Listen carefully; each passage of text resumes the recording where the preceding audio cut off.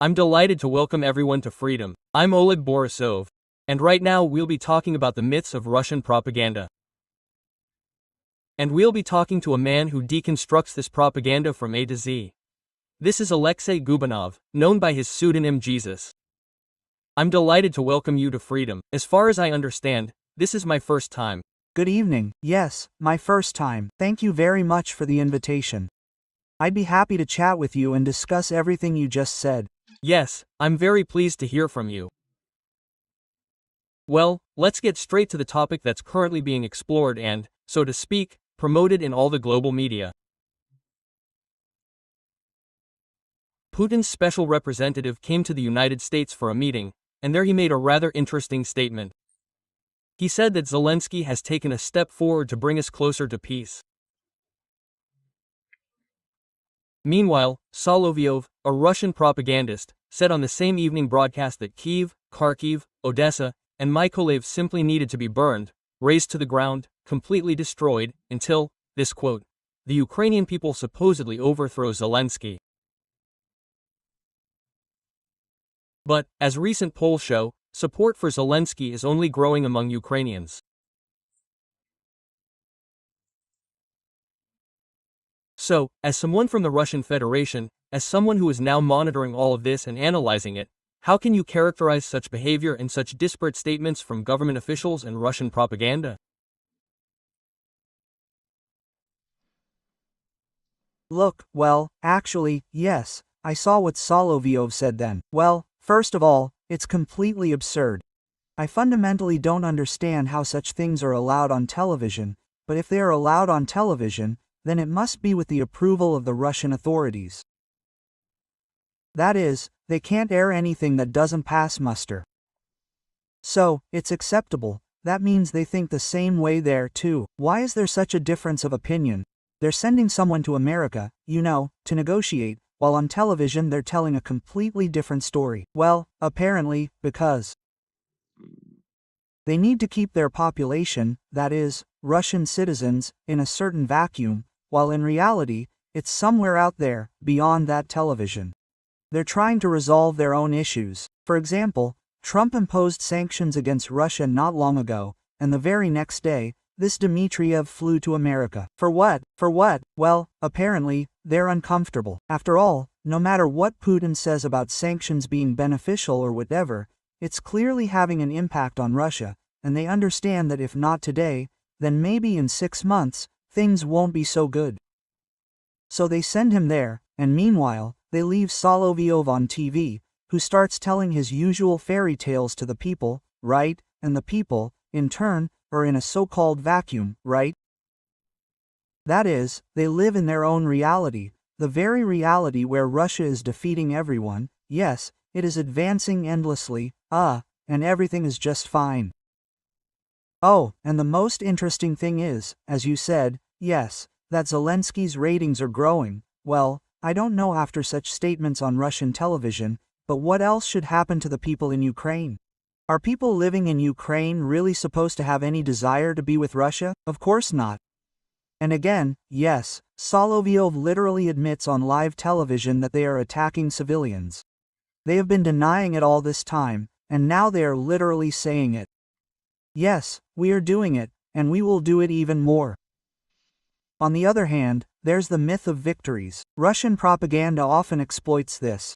I'm saying they've already captured the town of Chasiv Yar 5 or even 10 times. They haven't promised to capture Pokrovsk 10 times since last year. Well, we just recently recorded an interview with military analysts who say they've been trying to capture Pokrovsk since August of last year. It's not working. Zelensky, by the way, during his recent visit to London, he said that Russians often try to sell their people something that doesn't correspond to reality. So, the myth of the world's second army is also a myth. Yes, of course. But you see, in this situation, reality, the true reality for Russia, is a loss. If in Russia, on TV or elsewhere, or Putin himself, starts talking about the reality, well, Putin will be in big trouble, because reality is a problem for Russia, a problem for Putin. This is a big problem because, well, in reality, things aren't going so well. The goals haven't been achieved, and they can't be achieved. These primary reasons they're always talking about somehow keep banging their head against this wall they themselves can't even break down. What they're trying to achieve with this is not entirely clear to me. What they're counting on is also not entirely clear to me. And what future does this have in Russia? Well, I can only see one thing. It's total darkness, and nothing good will come of it, especially if Trump starts exerting some kind of pressure now, by introducing various sanctions, like he's doing now, maybe in the future. There was some news recently. The newspaper Rez allegedly claimed that something else is being prepared in case Putin doesn't agree to any agreements. Well, that's also very interesting. Trump no longer believes in Putin's greatness. This is being reported by foreign media, which sees that even the meeting in Budapest hasn't been cancelled, so to speak, but rather suspended. So, if Trump doesn't believe in Putin's greatness, Putin fears Trump, because he once viewed him as a neutral player, a peacemaker, and now we see Trump imposing sanctions against Russia, which have already cost Lukoil, the company targeted, $5 billion in losses. Now Trump is tightening sanctions against legal entities, individuals, and so on. So, Dmitriev himself came to America, and yes, Dmitriev himself, it would seem, praised Trump, the United States, and so on. So, it turns out Putin is afraid of Trump, if he's so eager to engage in dialogue.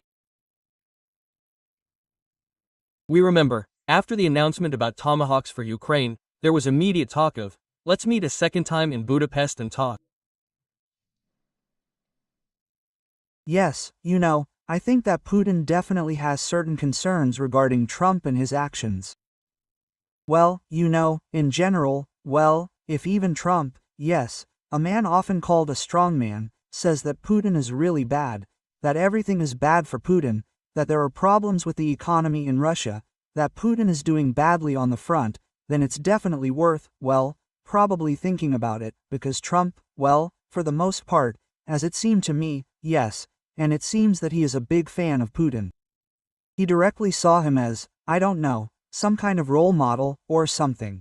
And now Trump is already saying these words and making similar statements and, accordingly, introducing sanctions. Putin definitely has some concerns about this. It's not for nothing that Dmitriev flew out the very next day. And when this speech about the Tomahawks came up, Putin called, that is, Russia itself was the first to take the initiative, and Putin called Trump to discuss something and come to an agreement. Then there was Zelensky, when he was already flying to America. That is, Putin understood that yes, there was a possibility that the Tomahawks would be handed over and that something needed to be done about it. Of course, they're saying on TV, as usual, that the Tomahawks are all nonsense, that it won't change anything. So why are you rushing around, calling somewhere, all this fuss going on? Yes, Putin is calling that he's making an agreement.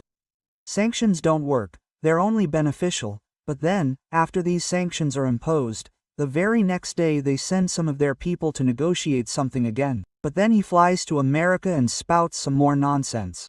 So I don't quite understand what they're counting on. It feels like everyone's gone crazy there. There are literally crazy people there.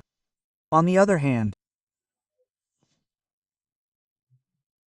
many analysts say that before the war, Russia's full-scale invasion of Ukraine, there were, not myths about Russia, but stories about how it's a huge country. And you remember very well that they predicted Ukraine would only have 3 days and then fall, but, as practice has shown, 4 years later, Ukraine is standing, and the Black Sea Fleet is practically destroyed. And let me clarify, Ukraine doesn't have ships. Ukraine has small, but distant ships. Kiev-Ibi, the so-called ones, which destroy huge fleets, huge ships. So, this war between Putin and Ukraine, Russia against Ukraine, has it exposed Russia as such? Yes, definitely 100%. I'm sure that even Putin, initially had slightly different, let's say, plans. That is, he clearly didn't expect it to drag on for 4 years. That's why he specifically called it a military operation. Well, and not only for that reason, of course, there are a ton of other reasons why he shouldn't have problems. Oh, and the initial plan was that they would invade, seize power in Ukraine, install their people there, and then turn the country into another Belarus. But everything didn't go according to plan. Yes, it's as if they would say, the Black Sea Fleet is effectively destroyed. The army is at a standstill. How many losses are there? That's a terrible thing. Some 200,000 odd have already died, as far as I know, roughly, right? Plus the wounded, that's like 1 million. These are such colossal losses that, well, the end of this war, and again, yes, it's worth noting that for Putin, he's now at a dead end. And now, for him, again, to admit that everything didn't go according to plan is a defeat, and that's a big problem for him. I don't think he himself knows what to do with this now, what to do with it, how to deal with it, because, well, yes, the whole world has seen what the Russian army is really like. It seems like everyone initially said it was the second largest army in the world after America, but in reality, well, something's just so-so.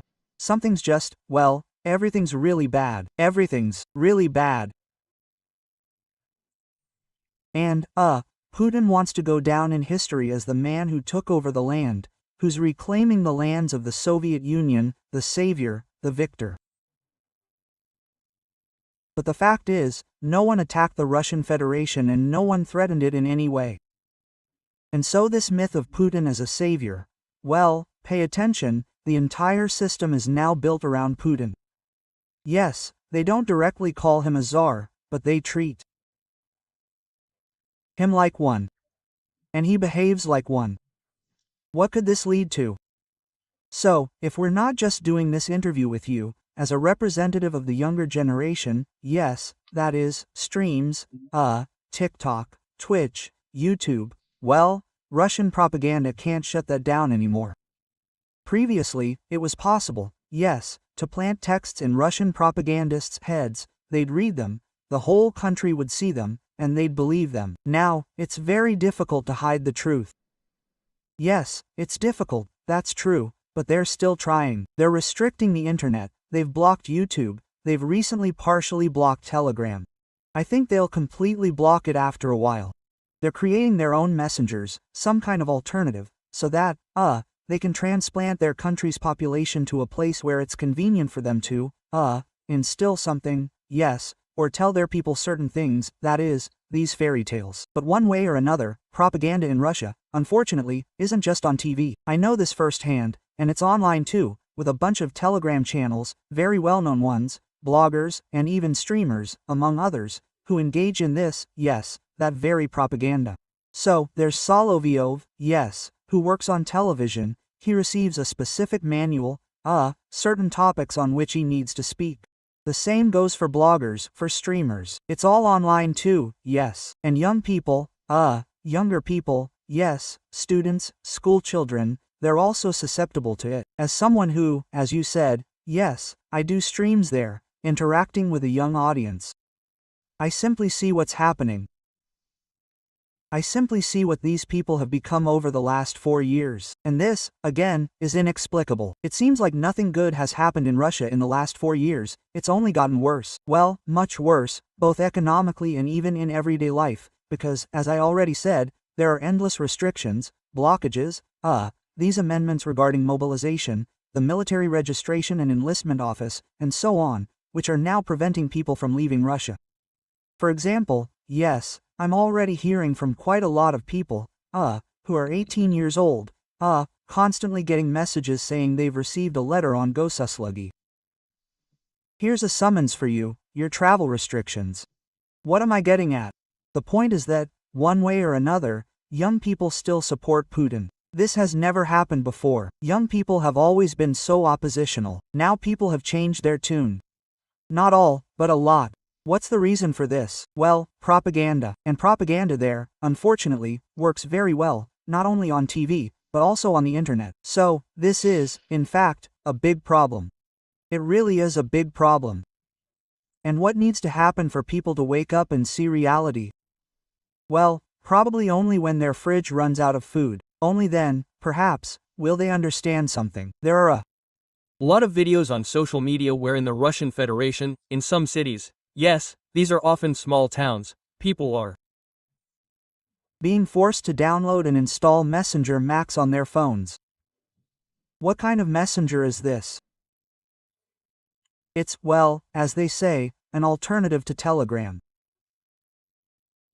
So, they're trying to create a literal copy of Telegram with the same design, the same features, so that people sit there and read only certain Telegram channels, only receiving only certain information, but again, convenient, yes, and well, again, yes, they need to control the correspondence. Facebook has full access to this messenger. Yes, they also have access to Telegram, but there, simply receiving messages, accessing someone, yes, is much more complicated. Here, it will literally be available with the click of a button. I clicked, got access, read everything I needed was there. That's why they're so actively trying, of course, to lure people there. But it's a danger to Russian information in general, or rather, not Russian information, but to the information that Russians share among themselves. So, am I right in thinking that the FSB can immediately come knocking for some dubious message? Yes, exactly, of course. Yes, well, that's why they recently blocked Telegram, claiming that some criminal activity was going on there, that some criminals, maybe saboteurs, were operating there. That's why they're creating Max, where they can control it all. And how can they control it? Well, they'll have access to all the correspondence, right? Very interesting. Alexei, thank you so much for such a short but very interesting interview. I hope to see you again on Freedom. And I'll always be happy to follow your Twitch streams and the information you share. Thank you so much for that. As a reminder, Alexei Gubanov, known by his pseudonym Heisu, was on the line with us.